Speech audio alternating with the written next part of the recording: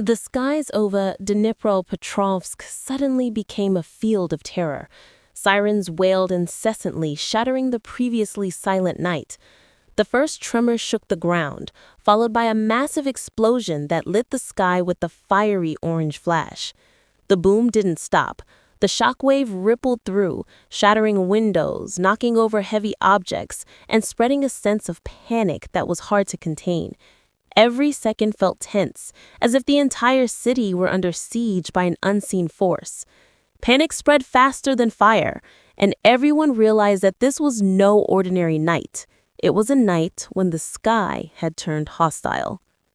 Amid the darkness, a bright light shot out with deadly speed. It was an Iskander ballistic missile, a weapon designed not only to destroy buildings but also to strike at the very sense of security. Its speed meant that radar could only capture a brief glimpse, while its destructive power struck with devastating force. Air defenses attempted to respond, but a small fraction escaped, wreaking havoc. A single missile was enough to shatter the silence of the city, collapsing multi-story buildings and igniting fires that consumed the facades. Thick smoke billowed, blanketing the streets with the stench of destruction. The fear of the Iskander had not yet subsided when the skies were once again filled with hundreds of drones buzzing relentlessly. They came in swarms, spreading in various directions, forcing Ukrainian air defenses to work tirelessly.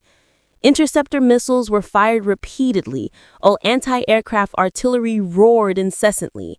Although many were shot down, those that escaped continued to cause new explosions, adding to the long list of damage to the city. These drones were not just weapons, but a strategy of exhaustion. The longer the defenses were forced to fire, the faster ammunition supplies dwindled, leaving Ukraine vulnerable. This was no random attack. Russia deliberately combined the power of the Iskander with a flood of drones to create a layered pressure.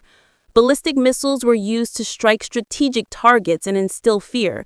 Meanwhile, drones were used as psychological instruments and tools to weaken the enemy's defenses.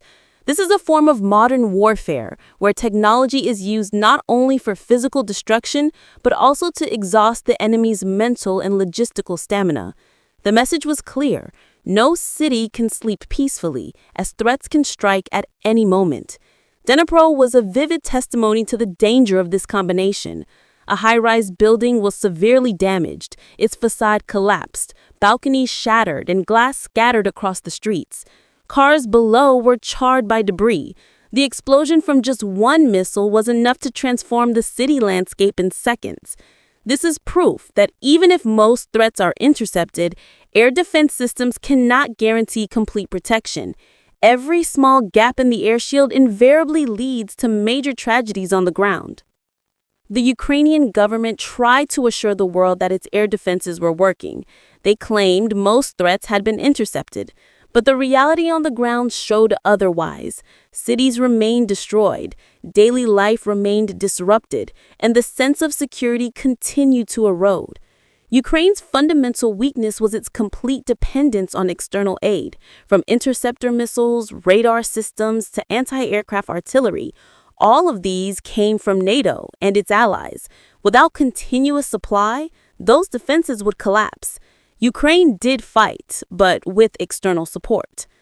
On paper, NATO is the world's largest military alliance. But when the Iskander missiles struck Dnipro, NATO was absent from the skies above Ukraine. They remained behind conference tables, issuing statements and promising additional assistance.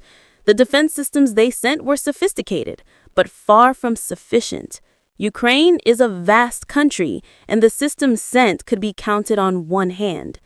Ironically, NATO knows this, but they remain restrained. They fear that if they go farther, Moscow will consider it a declaration of war. NATO's decision was entirely driven by political calculations. They weighed the risks of escalation more seriously and therefore preferred the safe course. Support was provided, but only within certain limits. Meanwhile, attacks continued and casualties continued. NATO was more concerned with defending its own red lines than protecting the burning Ukrainian cities. This choice revealed the true face of an alliance, boldly speaking out but reluctant to act on the ground. Iskander and drone attacks left not only ruins but also deep psychological scars. Every siren sounded, panic spread.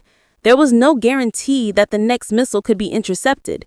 Over time, mental exhaustion set in for both the population and the military. This was part of Russia's strategy, weakening the enemy's morale with constant attacks. A cold, systematic approach to warfare is more frightening than mere explosions. The harsh reality became increasingly clear. Ukraine was increasingly cornered. Each attack forced them to request additional assistance, more interceptor missiles, more radar systems, more ammunition, all of which had to come from outside. But those that arrived were often too late or too few to withstand the next wave of attacks. This not only weakened their defensive capabilities, but also worsened Ukraine's political position. They fought, but with their hands held high, their hands turned towards their allies. Meanwhile, NATO was more preoccupied with protecting its own territory. Their fighter jets patrolled the skies over Poland, Romania, and the Black Sea, ensuring no missiles landed on member territory. But when the missile hit Dnipropetrovsk, not a single jet was present to intervene. NATO chose to watch from afar, keeping itself safe while Ukraine continued to suffer the consequences. This contradiction is becoming increasingly clear. NATO claims to be with Ukraine, but in reality, they are only with it in words. The massive attack on Dnipro proved that Ukraine's air defenses were never enough to counter the combination of Iskander and Russian drones. NATO will not actually intervene, and Ukraine will continue to be on the front lines alone. The message is simple, yet sharp. Russia is demonstrating its strength.